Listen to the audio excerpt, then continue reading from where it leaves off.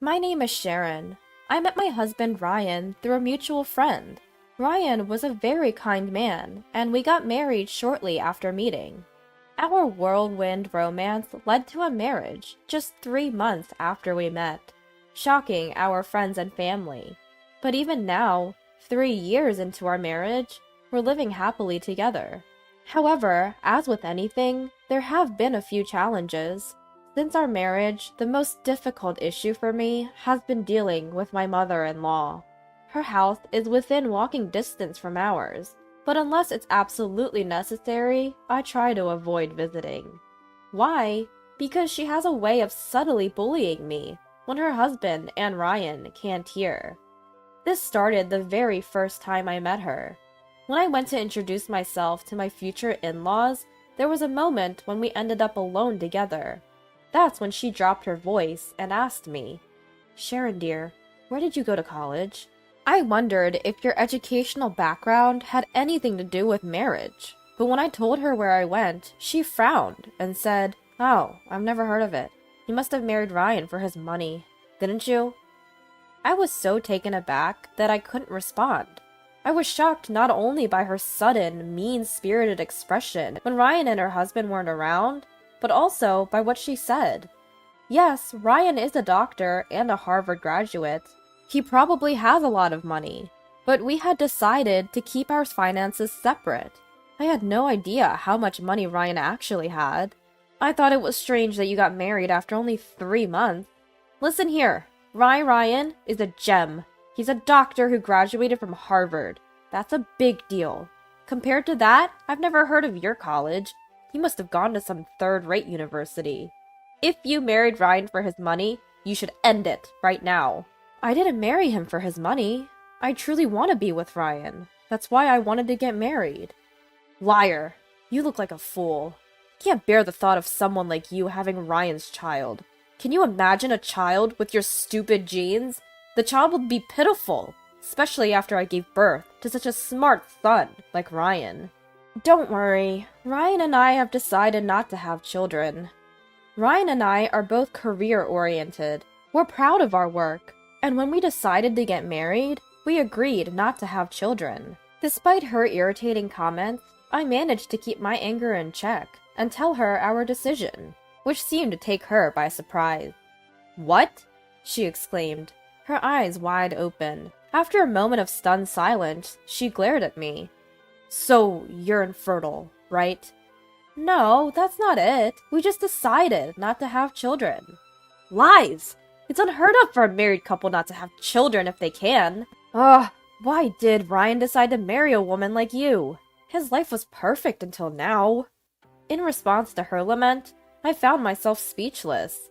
That's when I remembered Ryan confessing, during a family discussion, "Honestly, I don't really like my mom." Mother-in-law had always been more concerned about Ryan's education and career, rather than Ryan himself. Even then, mother-in-law was about to say something else, but as soon as father-in-law returned, she promptly switched back to her amiable self. When she said, "It's a pleasure to have a beauty like you, Sharon, in our home," with the same mouth she just used to insult me, it gave me the creeps. This mother-in-law, who plays the good wife and mother in front of father-in-law and Ryan, had been wearing this mask since marrying father-in-law. Although she seemed devilish, since mother-in-law kept her opposition to the marriage hidden, but remained cordial in public, Ryan and I were able to get married without a hitch. Even now, 3 years into our marriage, mother-in-law continues to secretly harass me. She had been bad-mouthing me to the neighbors, so when I went to the in-laws' house for some business, it deeply bothered me to see the neighboring ladies whispering about me. There was also a time when I went to visit mother-in-law because she was reportedly unwell, only to find her fit as a fiddle, using the absence of father-in-law and Ryan as an opportunity to lay into me. She went on and on, saying things like, "Isn't it sad for Ryan to live with a fool like you, Sharon? I've heard that when the IQ gap is too great, conversation becomes impossible. Can you two even communicate? I remember Ryan saying he didn't want kids. Are you infertile, or does Ryan not want to pass on your foolish genes? Either way, poor Ryan for marrying you, but the one I feel sorry for the most would be any child who gets those dumb genes. Good for you, Sharon, for being infertile. You always look like a fool to me since we first met. It's embarrassing to think that someone like you is my daughter-in-law. Please lower your face when walking around the neighborhood. It's disgraceful. Though I was quite irritated, I held my tongue and listened without retort. Not because I was a timid wife, but because I was waiting for the right time. The moment I was waiting for was mother-in-law's birthday. Every year on her own birthday, mother-in-law invites me and Ryan to her house and cooks for us. When is my birthday? It's not too much to ask for a meal together as a family, is it? It would be hard for her son Ryan to decline. We've been invited for meals on mother-in-law's birthday every year, this being the third time. For the first and second birthday celebrations, I thought, it's not fair to Ryan and father-in-law to put up with mother-in-law's behavior. I can handle it on my own. But my patience, which isn't particularly enduring, had reached its limit. At this year's birthday meal, just as we were enjoying the usual meal and chatting casually with drinks in hand, I took out my phone with a smile. Excuse me for springing this on you, but I've decided that today will be the last time I come here. Everyone was taken aback by what I said, feeling a bit guilty for shocking not just mother-in-law but father-in-law and Ryan too. I continued. Actually, I've been receiving quite a lot of nasty comments from mother-in-law behind my back, and I simply can't bear it anymore. Just seeing her face has been giving me hives recently. The stress is too much, so I've decided not to come to this house anymore. My father-in-law asked my mother-in-law, "Did you really say something?" Caught off guard, she quickly shook her head. "I didn't say anything." "I didn't say anything at all. Is it possible you misunderstood something, Sharon?" She plastered on her usual smile, but her eyes didn't share the sentiment. I felt the pressure from her to keep silent, but I had no reason to comply. I reached for my phone lying on the table and played an audio recording. "You, with no education, being the wife? It's unbearable. Day in, day out, the thought of you as the wife sends chills down my spine and brings nightmares."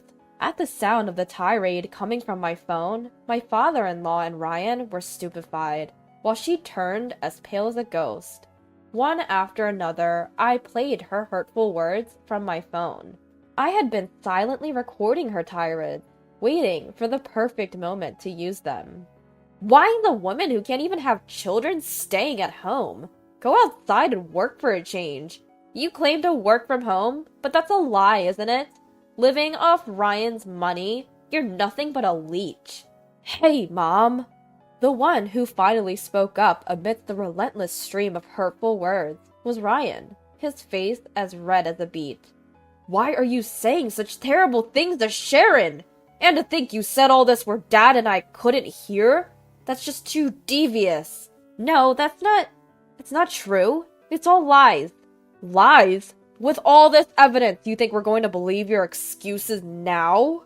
Faced with the anger of her beloved son, she seemed lost and confused, repeating over and over like a broken record. It's not true. It's all lies. In his rage, Ryan said to her, "You've been going on about education and calling Sharon stupid, but she's a Harvard graduate, just like me." What? She seemed so shocked she might topple over. But it's true. I'm a Harvard graduate. Well, when I asked Sharon about her college, she mentioned some university I've never heard of, she began. And I decided to use this opportunity to retaliate for all the times I'd remained silent. I attended a university in Japan because I wanted to further my Japanese studies after graduating from Harvard. It seems like you were unaware. Well, if that's the case, why didn't you say so? Even if I had told you that I graduated from Harvard, you were going to badger me about being infertile. Whether I retorted or not, if you were just going to keep criticizing me, I saw no point in defending myself. Also, you seem to think I was idling around at home, but I've been working all along." As I spoke, I pulled out a thick book from my bag. This was a book I'd decided to bring along today, despite its weight. Seeing her dumbfounded expression made me feel it was all worth it. It's sold in bookstores." "Yes, it's a bestseller and will soon be adapted into a movie. The book is written by a Japanese author, and I'm the one who translated it." She had refused to believe I was working from home, but I've been a translator all along. Thankfully, I've received work from various places, and if you search my pen name online, you'll find numerous articles. I'm a fairly well-known translator. Seeing mother-in-law with her mouth agape, father-in-law, who had been silent for a while, softly spoke up. "Mother, there's something you need to say to Sharon." "Huh?" "He means you need to apologize. I had no idea you could say such horrible things behind someone's back. Sharon, I'm sorry for not realizing this sooner. You must have had a hard time. Now, Mother, you should apologize too." Despite the fact that father-in-law, who did nothing wrong, was the first to apologize, prideful mother-in-law raised her shrill voice. "No way! After all, I didn't know. I didn't know that Sharon was a Harvard graduate, or such a prominent translator. If I had known, I would have never said such awful things. Regardless of who Sharon is, she's the woman that Ryan chose. You should be treating her with respect. Education and career don't matter. If Sharon treats Ryan well, as parents, we should have no complaints." Mother-in-law, Ryan, and I were all taken aback by the usually quiet and gentle father-in-law's angry voice. Father-in-law glared at mother-in-law and urged her once more, "Apologize." But mother-in-law, who would not bow to a daughter-in-law, declared, "I've done nothing wrong," and retreated to her room. "Go home for today. Sharon, I'm truly sorry."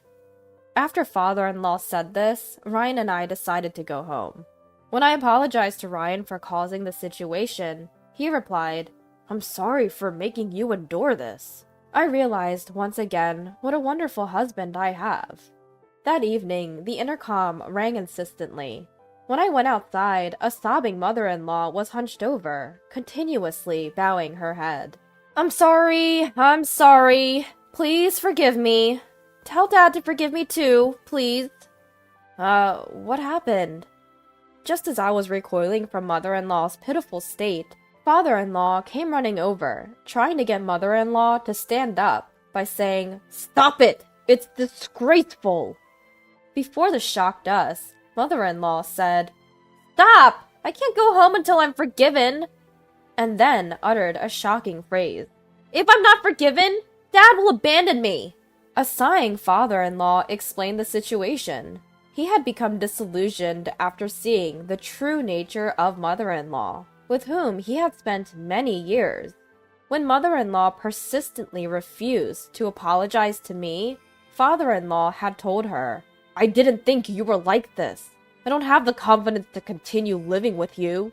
That's why a crying mother-in-law had rushed over to our house. "Sorry for causing a commotion. I'll take Mom home. Sharon, I'm truly sorry. Ryan, I'll contact you later about what will happen between Mom and Dad." "All right." "No! No!" As father-in-law forcefully took away the childishly protesting mother-in-law, Ryan, watching their retreating backs, had an expression of mixed disbelief and sadness. I found myself in a similar situation, seeing my mother-in-law shrink away. My in-laws fought for several months after that, but in the end, they divorced. My mother-in-law moved out of the house, apparently relocating to a small town in the countryside using the money she got from her ex-husband. Their squabbles could be heard all over the neighborhood. Whenever I passed by, the same local woman who had given me cold stares asked me what had happened to that house. I dismissed them briskly, saying, "I don't know. I'm not obligated to provide gossip for their chit-chat." My father-in-law has been living independently since his divorce from my mother-in-law. He once told me, "I was fooled by her in so many ways for such a long time." Perhaps she had been hiding many things from him. not just the fact that she was bullying me behind my back. Ryan accepted his parents' divorce right away. Ryan even expressed sympathy for his father, saying, "I can't live with a person who can say such things to others." My mother-in-law tried to contact Ryan several times, but in the end, he blocked her number. He was tired of her constantly warning him not to be deceived by me every time she called. Having been abandoned by her husband and son, my mother-in-law is now renting a small room in a far-off town. She once told Ryan that she felt lonely in an unfamiliar place without any acquaintances, but Ryan dismissed it, saying, "It's your own fault that it's come to this." As for me, with my only problem, my relationship with my mother-in-law, now out of the picture, I feel a weight has been lifted off my shoulders. I continue to live a happy life with my kind husband, Ryan.